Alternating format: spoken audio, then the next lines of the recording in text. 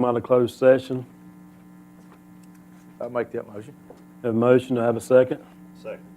Start the voting with Mr. Early, Yes. Mr. Collins, Yes. Mr. Bryant, Yes. Mr. Moore.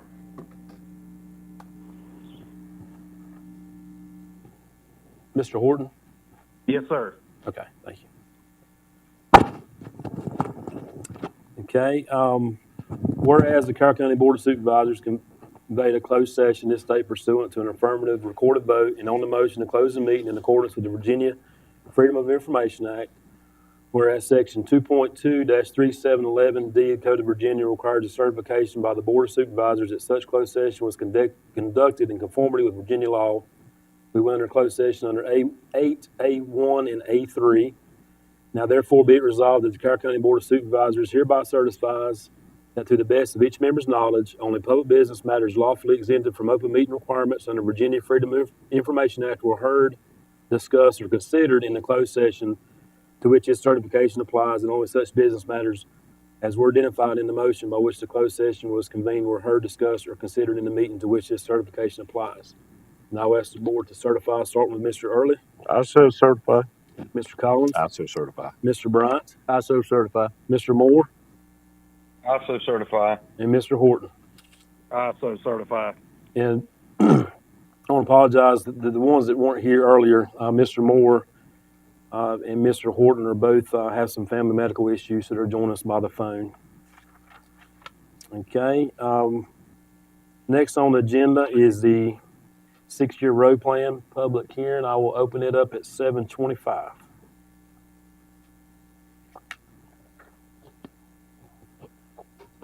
Good evening. Hello. I'm Lisa Hughes, resident engineer. Hadn't met all of you, but please feel free to call on me anytime you need to. This hearing is being held today, April 1st, 2024, in accordance with Section 33.2-331 Code of Virginia, which requires the joint effort of the county officials and the Department of Transportation personnel for the tentative commitment of estimated available secondary construction funds beginning with fiscal year 2025. A copy of the proposed 6-year plan and priorities for the proposed secondary construction budget for 25-30 have been available for public viewing at the county building, and a copy is on display here. And after receiving your request, the Board of Supervisors and the Virginia Department of Transportation personnel will finalize the 6-year plan. And before we get started, I'll tell you what's on our schedule for this year. We've got a little site distance project on Colson Church Road. Again, a site distance project on Brushy Fork. Route 633 Groundhog Mountain Road, that was a holdover from last season. 615 Little Valley Road, that again was a holdover from last season. 650 Kinzer Road, 726 Mill Creek Road, 608 Misty Trail, 764 Panther Creek Road, and 757 Duncan Mill Road. And we plan to get those started here very shortly. And I've received 2 requests for people that would like to speak, and please the board, I'll go ahead and call on them and let them give their comment. Yes, ma'am. I may have one too, because there was a PSA that was. Oh, okay. So I may have. I have Lonnie Lineberry. I don't know if he's okay, and I know Dr. Zaki's here for that, and Joseph Holderfield. I don't know if you have him or not. Yes, I do. Okay. I do. Okay. All right. Yes. Go ahead. Thank you. Joseph Holderfield.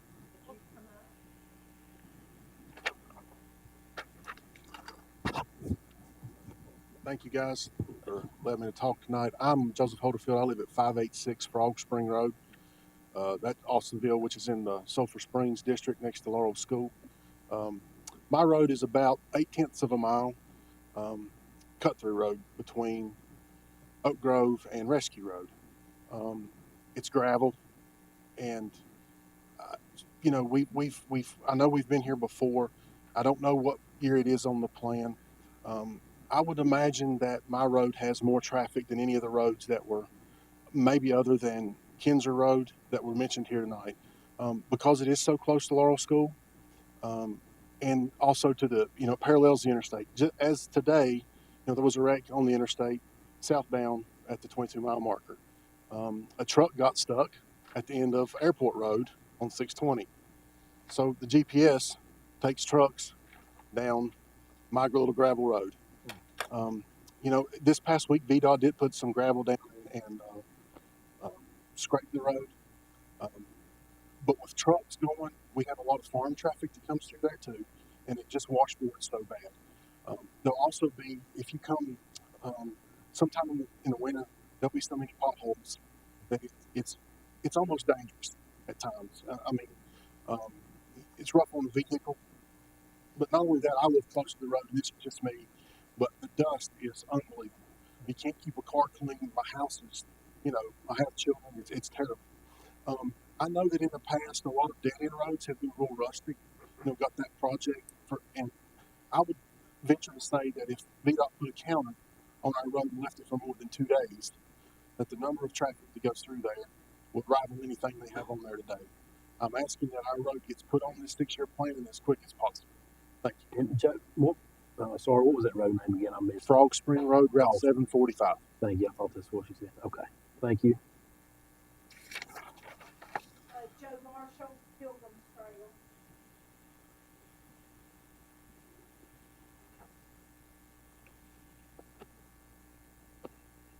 Good evening, board members. Hello, Mr. Marshall. I'm representing State Road 673 Pilgrim's Trail. It's a Duxboro address, actually close to Hillsville. Our road is a cut-through road between 221 and 58. About half of it has been surface treated in years past. I respectfully request this to be put on a 6-year plan to surface treat the balance of this. And just basic surface treat. We don't have to straighten curves or anything like that. Just good straight surface treat, because this road carries a lot of big truck traffic, and it requires a lot of maintenance from VDOT to keep it in some shape because of the gravel and the steepness of the grade on it. And like I said, it's a cut through road. It carries, and we use it for a lot of tractor trailers. I'd like to request to finish doing the balance of that road in the future. Is part of it paved? Is that what you're? I said part of the surface street is about half. About half. Okay. About half. I said it's a cut through between 58 and 221. Okay. About half of it is. We request to do the balance. Okay. Thank you, sir. That's it. Thank you. Thank We had William Hudgens, but I think he wanted to speak on a development. But that's all that I have. If you could call on the ones that. Okay. Dr. Zaki, were you for B? Or okay, or Lonnie, Mr. Lineberry? That's fine. All right.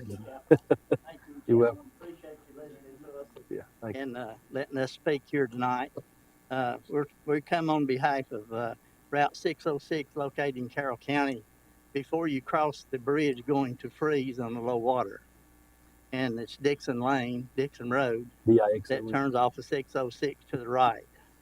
And there's approximately a quarter of a mile from the end of the state maintenance down in front of my place. And there is 11 families that live on the road. And it's a one-track gravel road. And we just have potholes and stuff like that, which we've been fixing ourselves. And we was wondering, and it is an historic road. The house that I have remodeled down there is 144 years old this year. And Steve Dixon built it when he came from England. But we would just like to see if you could do something for us with that, and I'll let Dr. Zach Okay. speak. Thank you. Not a whole lot more to say other than what Lonnie said.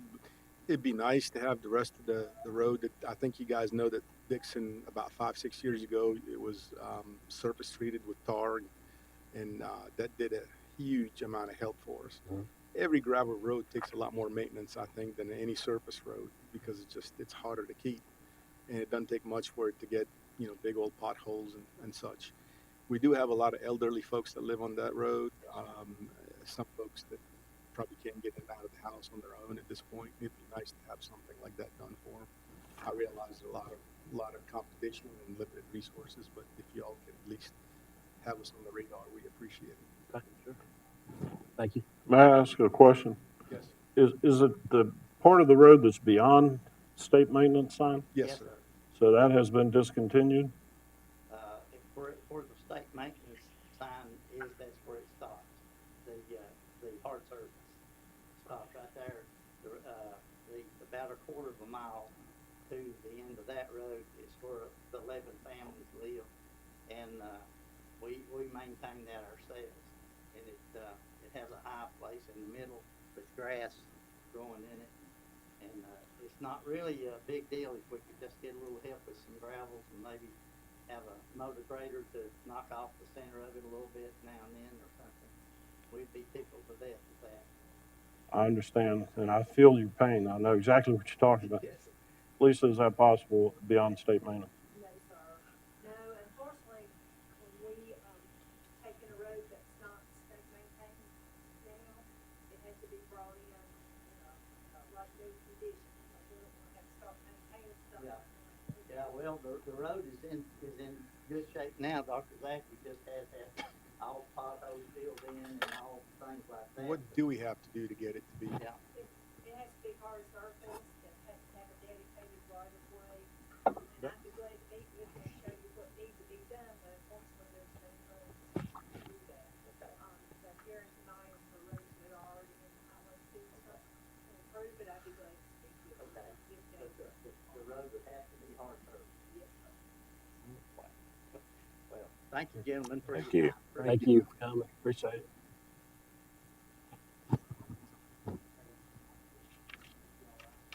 Is that all that you have? Yes, ma'am. Okay. Yeah.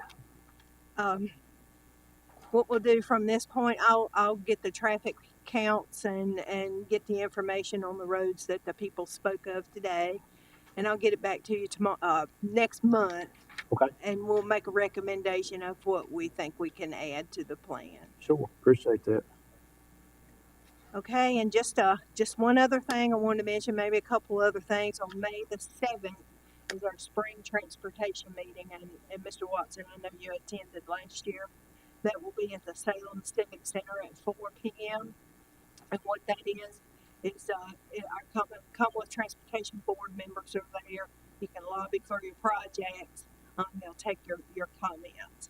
But that is for the whole Salem district, 12 county district. Okay. And Marion Road, we started work on Marion Road today.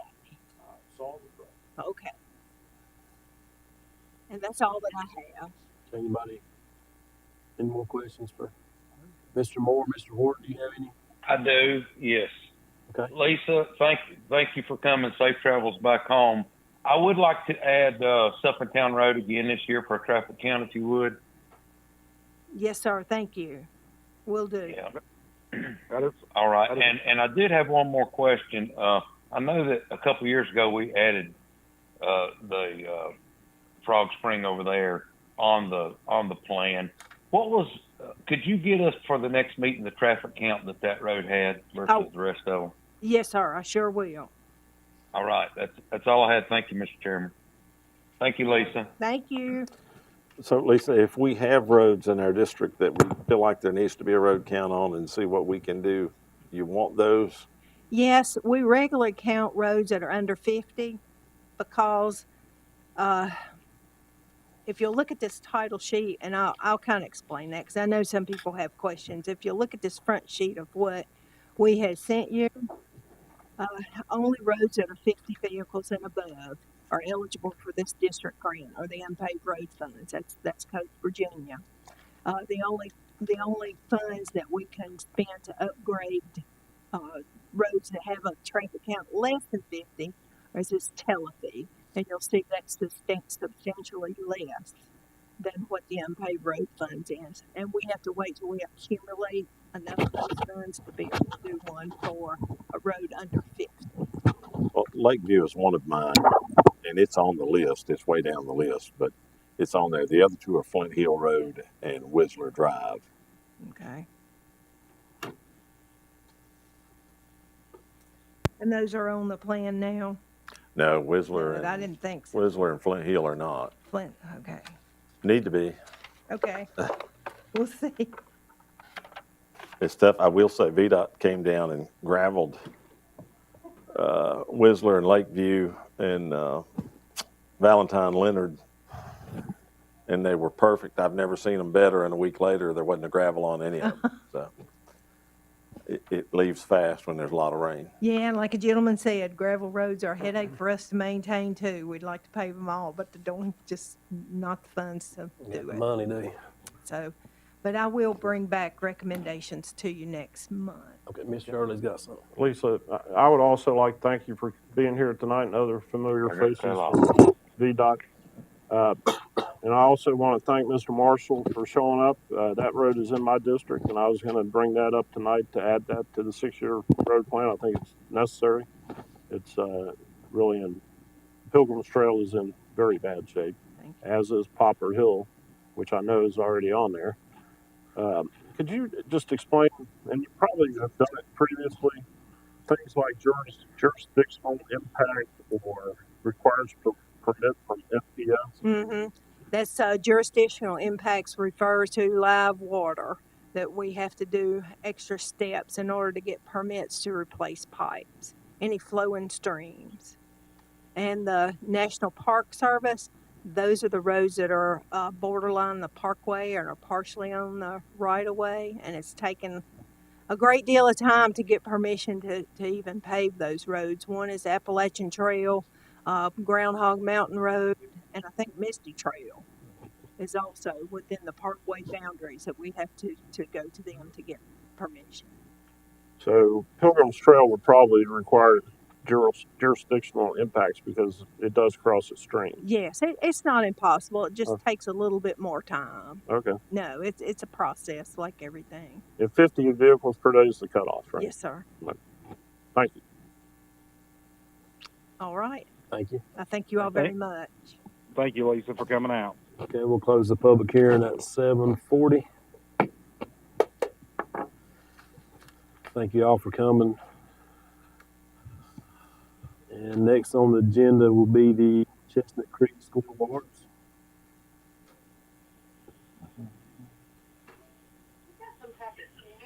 Sure.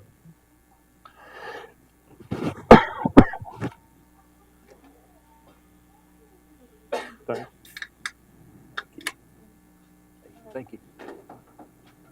Thank you. Shall I leave some for these gentlemen? Yeah, we can put it in their box. Yes, ma'am. Yeah, you're welcome.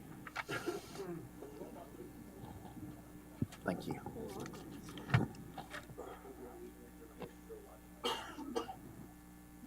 Thank you for the opportunity to present to you all tonight. I am Chris with Chestnut Creek in Galax, and I'm here to give you some numbers, but also, if you're not familiar with the school, to introduce yourself to all the things that we do.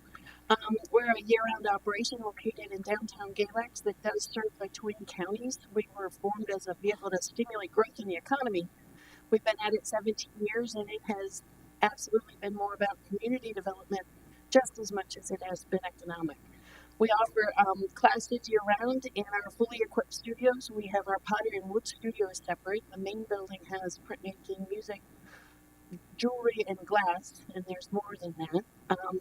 But we have the tagline, we're artists for everyone. And we offer classes in painting, printmaking, fiber, music, stained glass, fused glass, flame working, pottery, and wood. In addition to classes, we offer events, exhibits, hands-on demonstrations, open studios, classes by request, customized for groups and individuals. So I have a packet of our little classes, which are hour-and-a-half introductory classes. It's part of a wellness program. And the next sheet is our ongoing program. We do offer classes beyond these that are larger in length for more intense studying.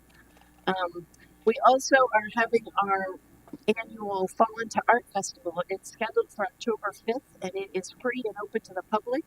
It will consist of a street fair with artists set up booths for art craft sales in the streets. And the last item in your packet is, well, next to last, is our community service projects. These are open and free to the public to come and be part of it. The most, I think, most understandable or the one most readily known of is empty bowls. People can come to the pottery studio, be shown how to make that bowl. That bowl is then sold to line food bank shelves. We mirror the success of that in accessing people into the studio to make that bowl, but they're proud of what they've done. They've been able to help someone else. And we have duplicated that success with our glass fused angels in the glass studio and also knots and needles in the fiber for homeless, hospice, newborns, and we're also making bags for foster kids, and they're coming helping to make those blankets. The last item in your packet is this, which reflects our year-end letter. We are a function of the city of Galax. We are also our own nonprofit, so we readily rely upon the donations of you in the case of municipalities and individuals and grants. We rely on the support of adjacent communities to keep ourselves financially viable as well as to keep our costs down to keep our programming available. I am here tonight to request of you consideration of funding in the amount of $5,000. The Virginia Commission for the Arts does have a grant. It's called the Creative Communities Grant, and it does leverage those dollars, dollar for dollar. So it's a great way to double your investment in something that's helping this area financially. Tangible impacts, we had 7,697 visitors last year. We had over 644 students. We sold $32,647 in the gift shop, and that sums down to $22,000 into the hands of the artists making that work regionally. In addition to that, we had $26,000 in salary paid to regional artists, and that includes our after-school jam program. Of that, I forgot that figure. It's about $18,000 into the hands of our teachers. We have evaluations after every class and ask people while they're in town taking class, where have they gone, what have they done, what have they spent. They don't always fill that out, but what we do know is over $8,000 spent in shopping, dining, lodging, which is very much part of the direct impact. We track, and I report to a 15-member board of directors. I also report to city council on a regular basis. And it's a real honor and a labor of love to do this. We rely heavily upon volunteers. So again, the more people involved, the bigger and better we are in our impact. So I'm more than happy to answer any questions, but I appreciate your consideration and support. Mr. Watson, our grant applications start again July 1st. Okay. So if you want to Send it to you. okay, if you'll send it to you, we have a grant application process that starts again and ends. Is it September? We're going to do it September this year. Is that correct? Between August and September. Okay. Yes, ma'am. You going to send it to her? Yes. Okay. Okay, very good. Thank you for your time. Thank you for coming. Thank you. Yep, thank you. All right. Next on the agenda is a tourism update.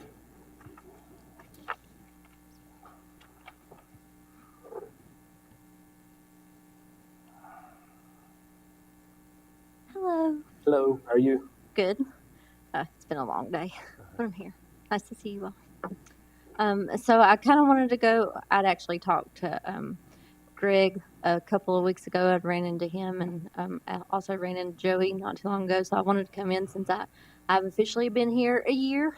I wanted to come in and kind of give an update on what I've been working on throughout the year and the connections that I've made and goals that I would like to see happen starting this year, or at least moving towards them. And I can send this to y'all too. I don't want to sit up here and read it to y'all because I know y'all have had a long night. But I kind of narrowed down the mission and the vision and aligned it with the strategic plan for the county, or the comprehensive plan, and working with the tourism aspect of it, and being able to really focus on our unique natural, historical, and cultural attractions that we have here, really focused in on agritourism. And then I kind of went through, I had a much longer presentation, but I shortened it quite a bit. So just going over the economic impact of tourism, the things that we've worked on, and showing, leading into the crafts that I have. And so I worked with VTC on their data sources, and then I also went through the census for 2020. And in 2022, by the spending per the sector, was $49.9 million across the state. And that showed an increase in total of 6.6 from 2021. And Carroll County's share of that is 0.2%. Local and state tax impact narrowed down for Carroll County visitors, paid nearly $14 million in local and state taxes when they visited here, and that offset residents approximately $1,151.31 in taxes per household for the past year. And this is really hard to see. Again, I can send it to you. But we received a grant for a arrival list through VTC, and we are able to go in and look and see where a lot of our visitors are coming from, how long they are staying here, being able to catch them. We are definitely a day trips destination, being able to work with hotels and Airbnbs, farm stays more closely. I'm hoping to increase our at least our 1 night stays to 2 and 3 night stays. Day trips, people are coming up from North Carolina to hang out for the day. Big increase in that, as you can see, is the end of August, September, and that highly contributes to the Ag Fair. Approximately 20,000 people will come into town throughout that week and weekend. It shows our highest travel days are Fridays, and then Saturdays, and Sundays people are heading home or passing through, going to where they're going. And this goes into more of the same thing, but being more narrowed down to Carroll County. It shows, like Lynchburg, Roanoke is one of our biggest areas. I'm assuming, with people traveling for work contributes a lot to that. One of the things that VTC really wants to focus on is being able to pull in people from the tri-area in Tennessee, West Virginia. We do have a lot of visitors from Canada that stop through, and one thing that I've noticed, especially at the visitor center, is that we are the halfway point for a lot of travelers. And at the visitor center, we have maps on there that actually people can put pins on the map to show. And one thing that I've noticed as far as cultural travel, a lot of people from Ireland and around that area travel here for heritage purposes, to locate family, that sort of thing. For the visitor center, we actually track people that come in. If they go directly to Brady's Produce, we don't count them. Last year, going through everything, we had over 20,000 visitors walk in to the Blue Ridge Plateau Visitor Center. We just got a VTC grant. This was their last round for the Love Works. I think Parks and Rec got approved, and then we got approved. So maintenance has been working hard to create the Love Works side of my dreams, which they've done an amazing job at. And it will hopefully be installed very soon. We're planning on installing it over under the trees behind, like to the side of the building, because I would like to set that up as like a little picnic area with a Love Works sign, and potentially working with building trades to create a walking bridge. So that way it will give youth an opportunity to get involved with the things that we're doing over there as well. For this year, one thing that I would like to do is to look for grant funding to be able to finish the inside of the building and really update it, considering that we do have 20,000 people walking there, and that's one of their first impressions of Carroll County. And then I would also, for my capacity, to be able to have it in my budget to support a new hire that would be a travel advisor, but also serve as a tourism assistant, so that we can expand the tourism department's capacity working on social media, or at least a paid internship for someone out of the high school or Withfield Community College that would want to get involved with tourism and have the ability to grow.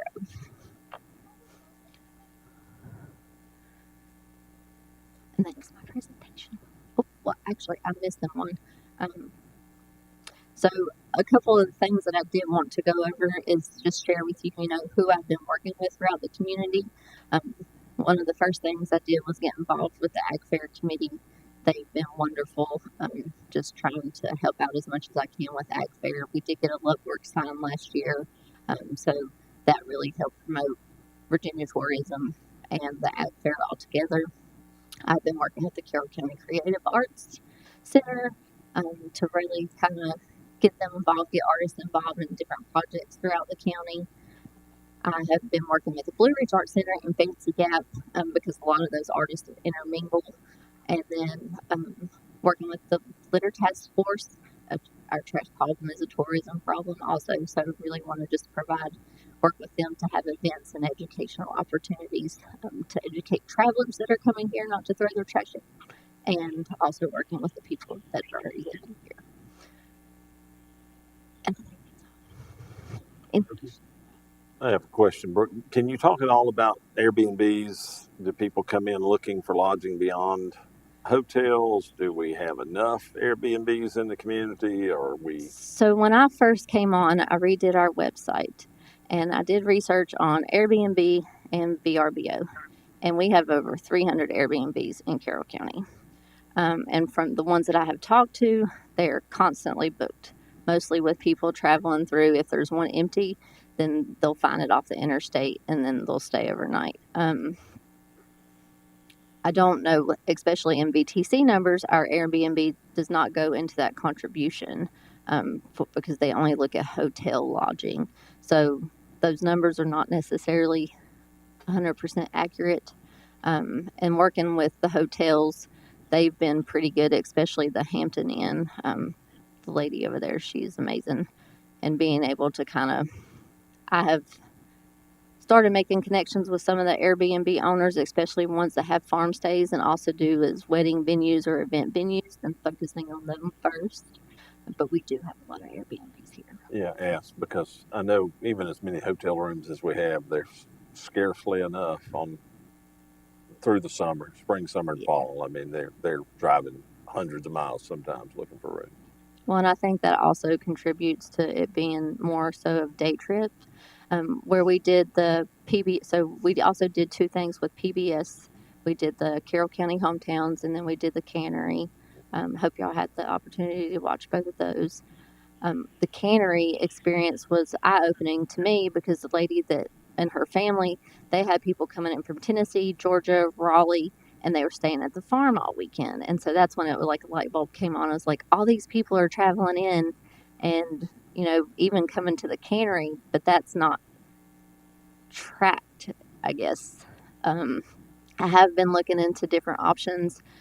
There is one software called Placer AI, and you can narrow it down by like TV shows of where to target, different magazines that I should be in, to pull the people that are already coming, to also, branch outside of the market and tap into new markets.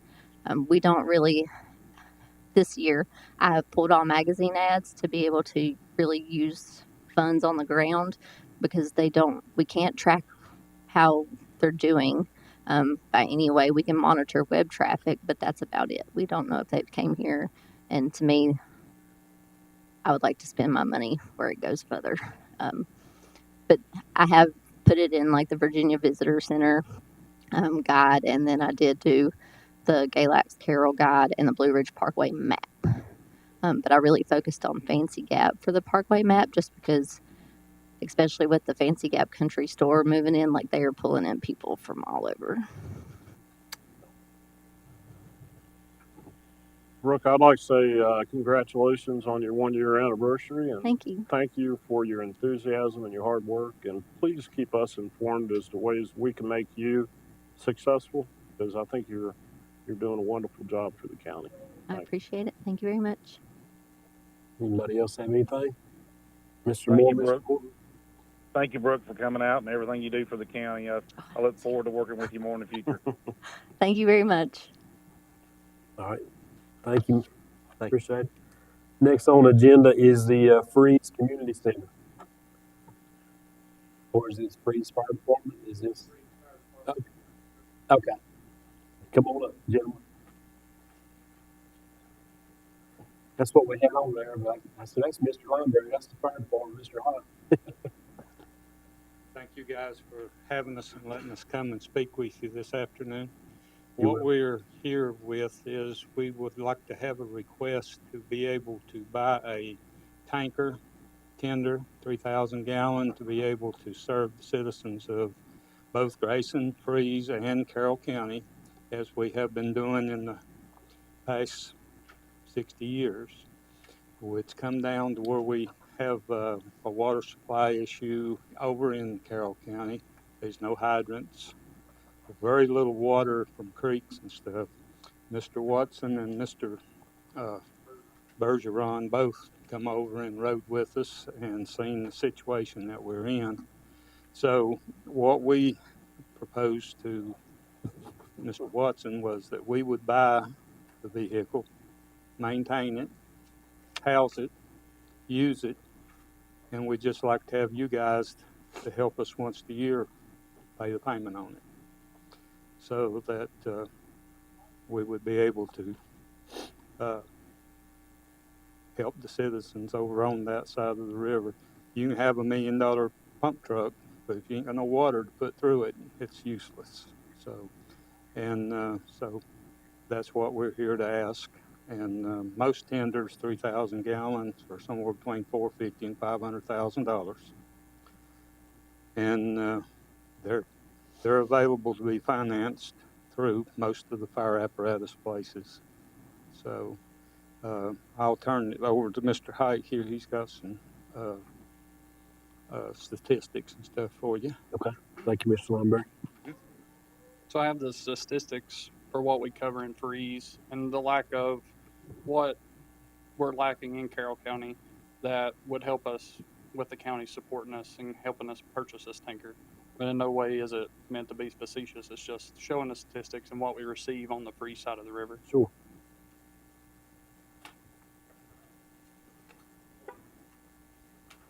Thank you. It also covers more coverage area and everything. Thank you. You can give me 2 extra. I'll leave for the other members when they get back.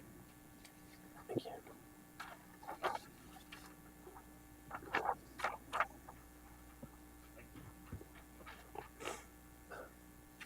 So as you see, Freeze Fire Department covers 16,916 acres in Carroll County, which was mapped on the map with the app that the county provides, which is roughly 27 square miles, with the census recording that for the most recent census is around 1,700 people with 61.4 people per square mile. So Freeze Volunteer Fire Department is the only department in Carroll County that covers the part of the river that runs through Carroll. So we cover the entire part of the river for the New River and all the New River Trail except when it gets to Ganbay. Then it turns over to Piper's Gap and Gallon's Fire Department, which what we cover is 13 miles, which is also what 11 and a half miles of the river that we cover for Carroll County. We cover both major dams, Buck and Billsby. We do walkthroughs of them, usually once a year, sometimes once every 2 years. And then we also cover 6,087 acres of national forest, which also resides in Carroll County. On average, we cover 180 calls a year in Carroll County. That's fire and rescue combined. So for what Carroll County, the county does not provide that side of the water any, like, public water. So we don't have hydrants in our part of the area, which I know Lower Fork areas and Laurel and certain areas like that don't also, but we don't have any. The closest we have is Freeze, but we also don't have very many rural water sites to draft water out of also. We have one at the mouth of Billsby, and if we drive all the way down Billsby, we have a couple of sites where we can draft water. With Freeze, we have one tanker. We have 4 engines, but we have one tanker, and it holds 3,000 gallons. So when we have a fire, the engine rolls, the tanker rolls. The next 2 tankers that's closest to us is Ivanhoe and Galax. And that's the only other tankers we have that border Carroll County that has access to come supplies. So Ivanhoe and Galax is what we most frequently use, which neither has been supplied by Carroll funding to support the water area and that we provide. Carroll, we don't get any aid to locality money from Carroll County.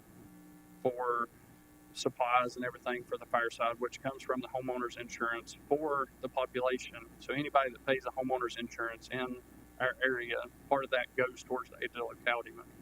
Then the VDFP allots it to the county, which goes to y'all, and then the county sees fit to where it goes to. So then y'all decide where it goes. So right now, Hillsville, Cana, Lower Fork, and Carroll Fire and Rescue is obtaining aid to locality money.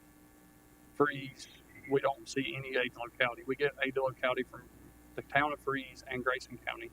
We've not received any from Carroll County since we've been in the 60s. We also don't get any Ford for Life, which comes from the county stickers. So that comes from the rescue call that we run for the population based. We don't receive any benefits from Carroll Fire and Rescue supplying, ALS support like it does for Laurel Fork, Cana, Laurel area, Piper's Gap.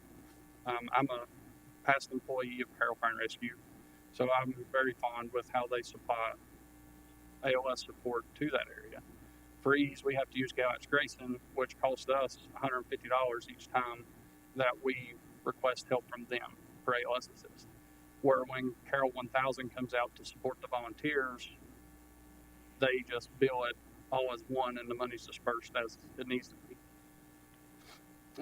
1000 is made to supplemental for the volunteers when they don't have enough firefighters show up. Freeze, part of Carroll, does not receive that benefit also. So we have to provide all the firefighters that we have or call for second duty. 1200, like I said, this ain't to be facetious, but Grayson Emergency Services responded and helped with the last structure fire we had in Carroll County and helped the family get set up with Red Cross. Grayson County helps us with insurance, which Carroll don't have to pay our insurance. They don't pay our workers' comp. Grayson County handles all that. All we get from Carroll is the money that y'all have allocated for us, which we're very grateful for and grateful that you make that more. We're just asking for help with the truck this time.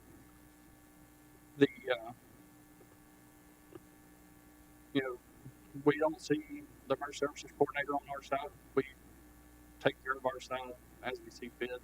The last time we seen him, he come over and checked on Bill's feet. It was probably within the first 6 months of his career to provide the dam was getting overflowed, and that was when they had to bust the overflow parts for the dam. Then he come around the road with Mr. Watson and Chief Lineberry to see our coverage area, and that's when they deemed that we do need additional water for our area because we're very lacking on what we can get resources. In past emergency service coordinators, they've come over and introduced themselves, and it makes it easier to communicate with them and be able to work well with them. And we could, have an easier conversation with them as to we need this, we'd like to have this help from the county. We could have better talks about where the aid to locality funding goes for our citizens that pay their homeowners insurance that also goes towards their emergency services. So each of their insurance, they're not seeing any of that money. And since Carroll Fire and Rescue's quit doing transports, they receive no benefit from the emergency services part of this side of the group, where we provide all of our, 911s, fire suppression. Galax Grayson has to do their transports now because Carroll Fire and Rescue no longer does transports. Well, that tacks another $100 onto the taxpayers' interfacility transport bill. Where when the Carroll residents used to get transported by Carroll Fire and Rescue, it took $100 off their bill. So all we're asking for is just a little bit of help for the truck. And after laying all of it out, we don't ask for a lot from our side of the river. We're just saying we'd like to have a little bit of help to purchase what we do. The county's purchased Laurel Fork and everybody engines and tankers in the past and Hillsville Fire. And, we worked it out to where we could purchase our own trucks, but, times is hard on everybody. The G1 grants that the counties got in years past, which is probably coming close to being out of date, but, we didn't take part in that because we're not part of like what goes on over here as much as it used to. But But other than that, like we said, we just like for some assistance helping them try and get the tanker, and we would finance it, make the payment and everything. We're just looking like we just purchased the engine through Grayson as to help us out, help us get this truck. And for y'all, the needs analysis that we've done for y'all's county is we need water. So if we get the tanker, then y'all help us get the tanker, and that serves y'all citizens more than anything else we can provide. What, do you have any idea what the payment,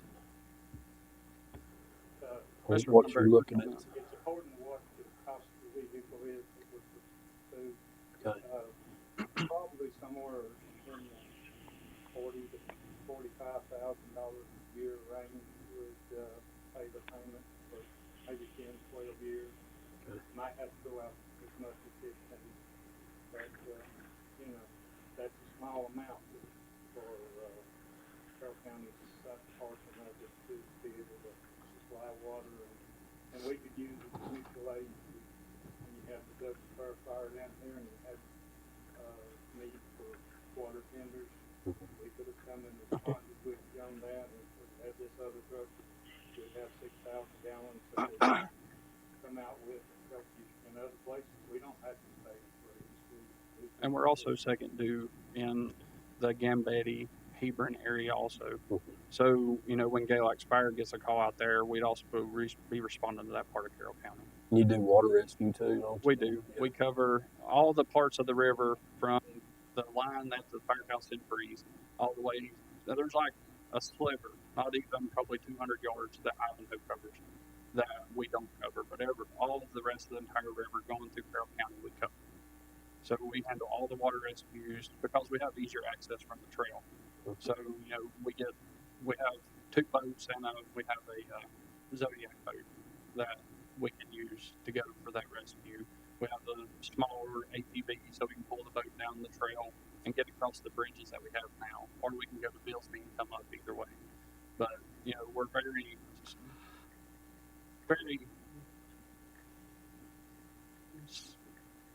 for the word, lack of better words, away from everybody else as to far, Station 2 of Hills was the closest fire station to the river from other than us. Laurel has boats, but their membership's going down, but we have people that's surface water trained and has boat license and can go out and do searches. And most of the last few boat rescues that we've had has been in the Carroll part just right above Billsby. So, okay. Mr. Watson, would you be paying on the road with us? Would you like to do I guess one of the things I did have an opportunity to go out and ride with them. Also, with your presentation, it generates a lot more questions. I didn't get your name. What was your name? Taylor. Okay, Taylor. We ride a lot of the area. A lot of the area you can't get more than one vehicle down. There's not a lot of water. I think one of the issues that they have is they do need additional water. They have currently a 3,000 gallon truck that serves the whole freeze area. I think what they're asking is another one so that they can put one at one station, one at another station also. But there is a need for water. I was looking on here while we were talking. We did mention at one time a used vehicle instead of a new vehicle. Instead of spending $500,000 on a vehicle, I do have a little concern of a 12-year payment at $50,000 a year. That commitment. The question is, would we own the vehicle? Would you pay this out? Can you? You could probably do a memorandum of understanding. It'd be a legal question whether or not we could bind this group for that loan. It might be depending on the financing. I mean, it brings a lot of questions up. If this board is one to do some type of funding for it, I would figure out if that's what you want to do, and then we can work out the details later. Well, the budget committee is still working, so I think when we get together and then we'll talk as a board on it.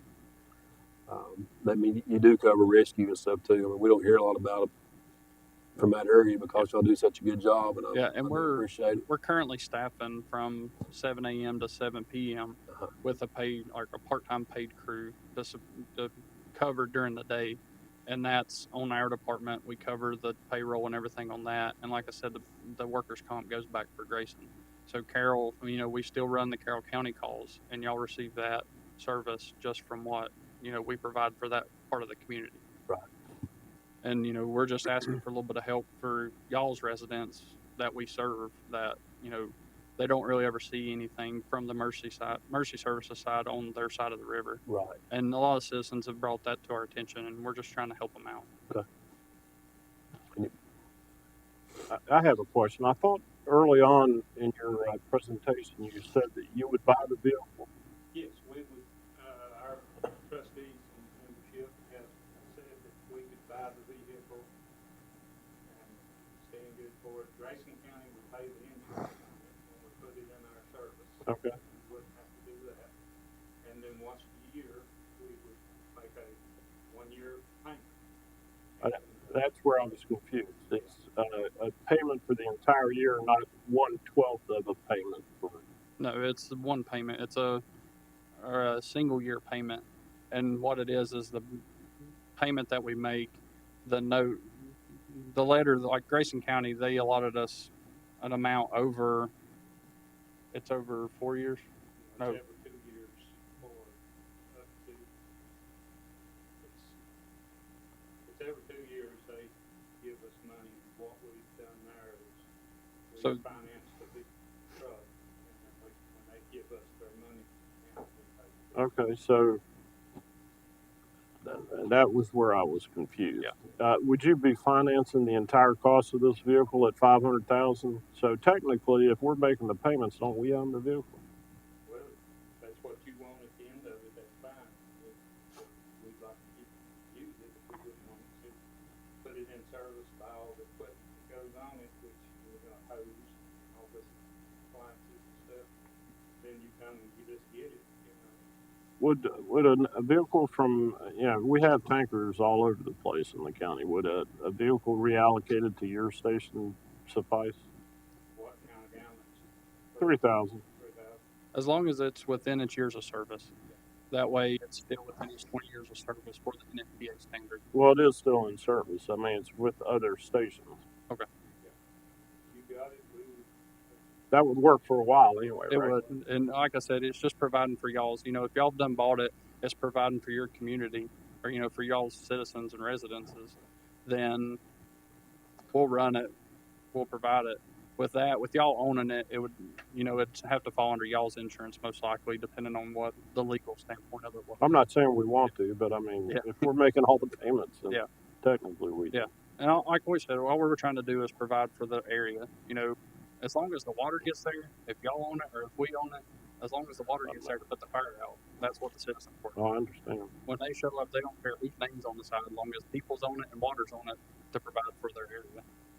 But for the last 6 years, Freeze Volunteer Fire Department has worked, bought, paid for, and run and protected your citizens with very little expense to you guys, except the last year when you stepped up to give us the third. And I think that's in the works again this year, hopefully. But we just. And that's more of like a cost of living, for the this year made my 10-year mark, and we've got the same amount of money my entire time. And with the price of everything going up, that'll just help us maintenance the truck, and we do all of our own maintenance as far as getting oil changes and everything, so that would come back to the county.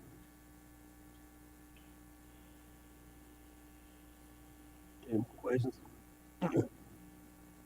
Mr. Moore, Mr. Ward, do you have any questions?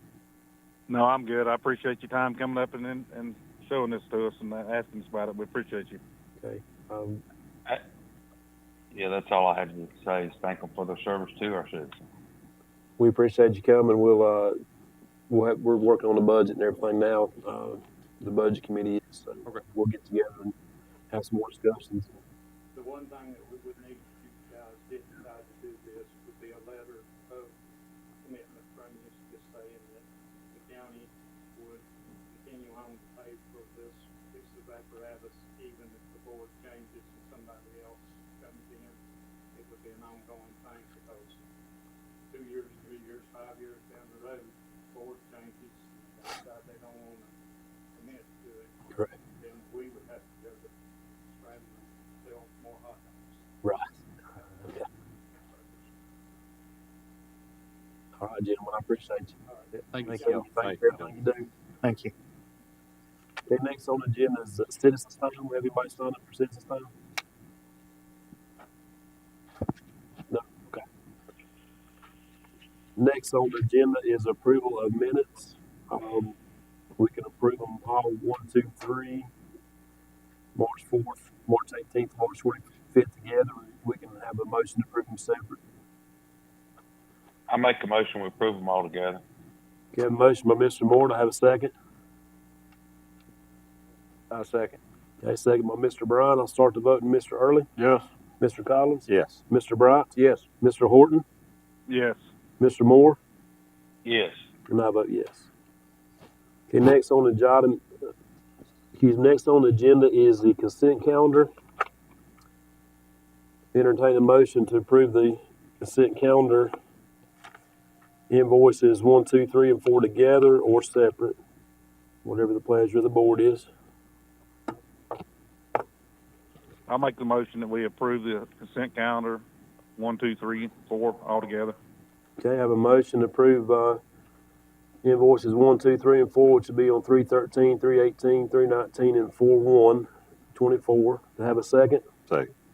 Okay, start the vote. Mr. Early, Yes. Mr. Collins, Yes. Mr. Bryant, Yes. Mr. Horton, Yes.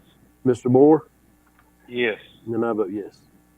Okay, next on the agenda is new business. We have a opioid resolution letter of support that you received in your packet. Do we have any questions?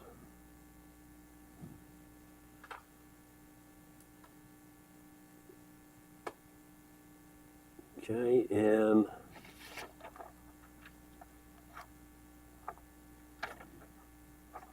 so I'll go ahead and read it. Carroll County Resolution of Support for Virginia Opioid Abatement Authority Cooperative Partnership Grant Funding. This is February.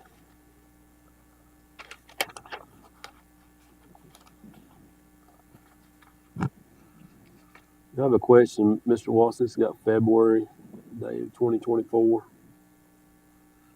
I think that, and I'm looking for my resolution in my packet right now. One of them is the Appalachian Center of Hope is requesting funds, Yeah, that's on the next. and then Virginia Department of Health. What the one for Virginia Department of Health is it's a regional project in which they are wanting to purchase two. This grant will pay for one, a mobile truck in order to visit throughout the municipalities. There will be a designated day, and it'll be a mobile clinic. And they will not only provide for opioids, but they will also provide the clinic services. The idea is to have two, so that one will be shared between Grayson, Galax, and us, and I think one or two of the other counties. It's to purchase. It's not for operating, long-term operating. It's a one-time purchase for it. It's through the Virginia Department of Health and Mount Rogers Community Service Board. Okay. So now we can change the resolution in order to have the dates match. That's not an issue. Is this resolution I'm looking for it. I'm sorry. go along with the request? Is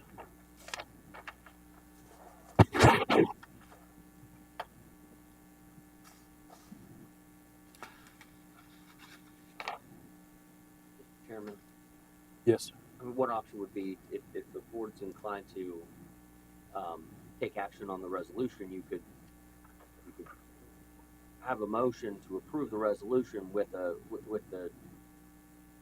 substitution of today's date for the effective date of the resolution. Okay.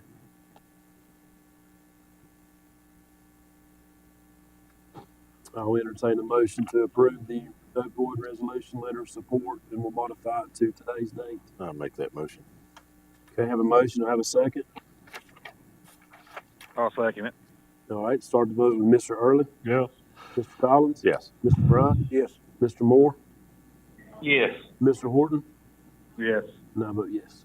Okay. So next on the agenda will be old business. I think there was two resolutions. Oh, I'm Yeah. sorry. Two resolutions. I apologize. Found an opioid in my Virginia Department of Health request. Mr. Chairman, if I can just add a note on there. The first one was for, I think the one that just was voted on was the Virginia Department of Health request. That was the one that Mr. Watson spoke about. The other one is the Appalachian Center for Hope. That is a regional group that is going in together to apply for additional funding through the Opioid Abatement Authority. This is just a resolution for the letter of support. This doesn't obligate any funds or obligate the funds that the county has received. Towards that, it just shows our support for the program overall. Okay, so we're just supporting it, we're not giving it any fund. Okay, that makes sense then. All right, I'll entertain a motion. Make that motion. I have a motion, I have a second. I second. And start the vote, Mr. Early, Yes. Mr. Collins, Yes. Mr. Bryant, Yes. Mr. Moore, Yes. Mr. Horton, Yes. and I vote yes. Okay, that brings us now to old business. And we have committee appointments.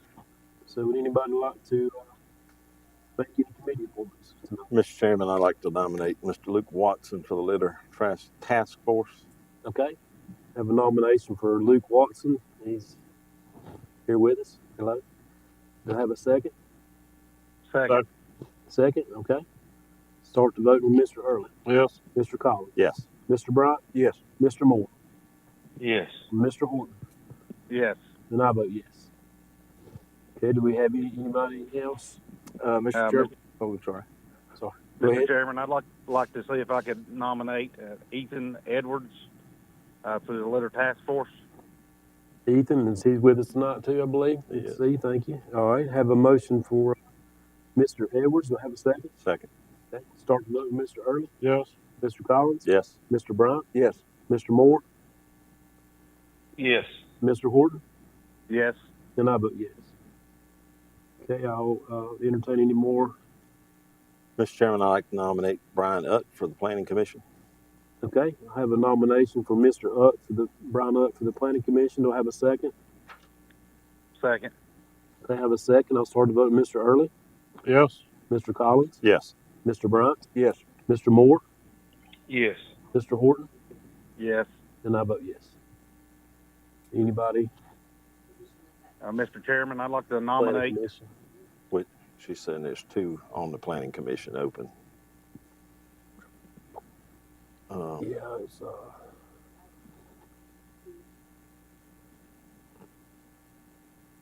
we'll just have to. I'll table it till next month.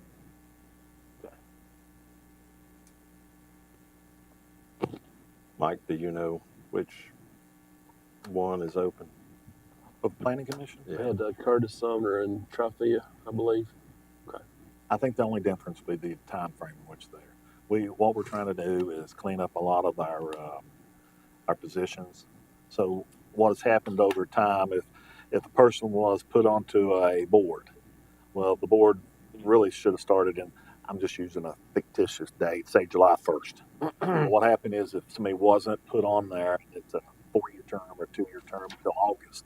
It was extended till August and then 4 years on. So we're cleaning those things up. These two right here, I think fall into that. Yeah. That's my question. I have two. Which one Are they both at the same date? So, If we prove to put him on, we can put him in the one that needs to be, the one that's appropriate for his district. I don't Are think they not by district? no, Okay. they're not by district, but I think that I, it's either one. I don't think it would really, because the same date.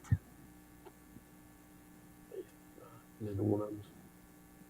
If they're the same date, I don't think it matters.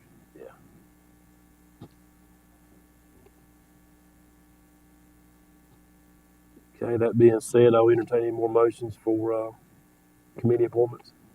Yes. Mr. Chairman, Yes, I'd sir. like to see if I can make a nomination for Jeffrey Johnson to the EDA board. Okay, I have a motion by Mr. Horton for Jeff Johnson for the EDA board. Do I have a second? Second. Okay, I have a second. I'll start the vote with Mr. Early, Yes. Mr. Collins, Yes. Mr. Bryant, Yes. Mr. Moore, Yes. Mr. Horton, Yes. and I vote yes. Mr. Bryant, I think you have one. Yes, I do. I got a nomination for Mr. George Rose for the litter task force. Okay, have a motion for George Rose for litter task force. I have a second. Second. Okay, I'll start the vote with Mr. Early, Yes. Mr. Collins, Yes. Mr. Bryant, Yes. Mr. Moore, Yes. Mr. Horton, Yes. and I vote yes. And do we have any more nominations for any committee appointments?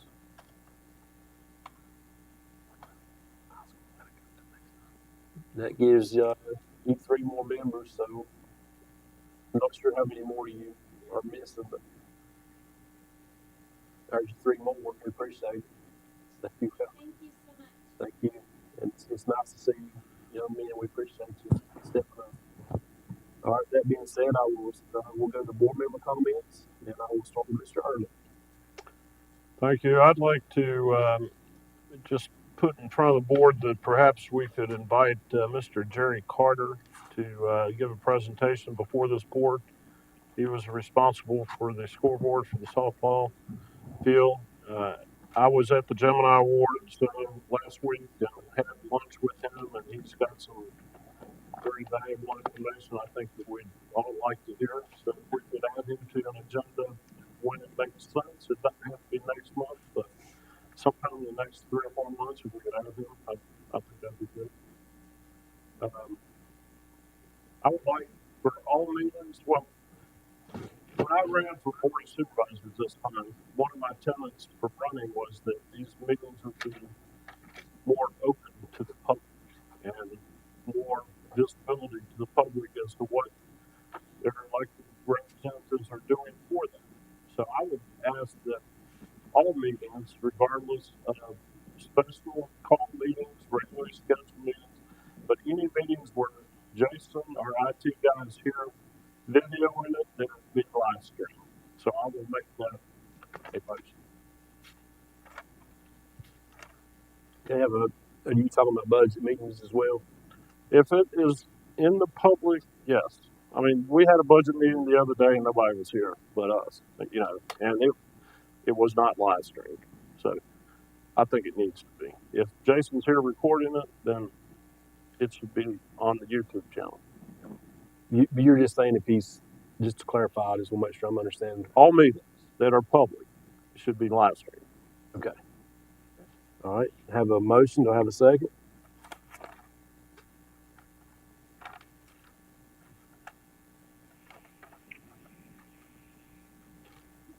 Okay, I have no second at this time.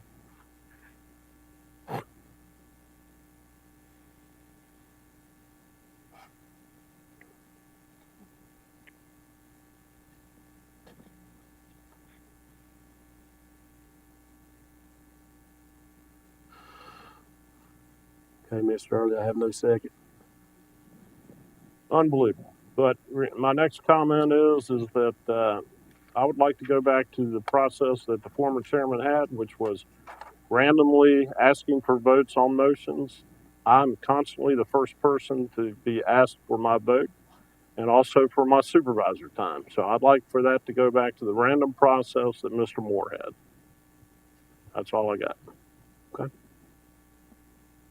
I will honor that for you, sir.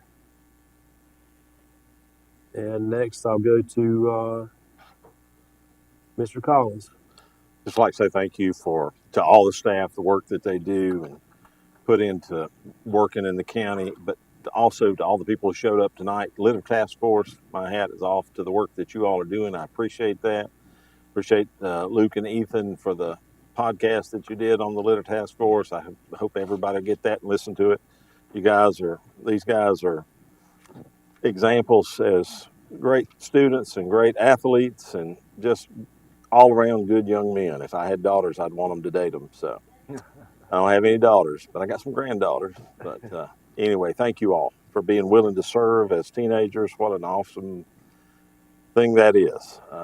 Yeah, I'd love to get more young people involved, and you guys would be just the ones to get those people involved. So appreciate everything that you all are doing to make our county look better.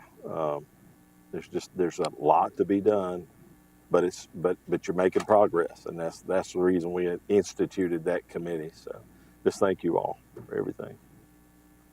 That's all I have, Mr. Chairman. Thank you, Mr. Collins. I'm going to go to Mr. Bryant.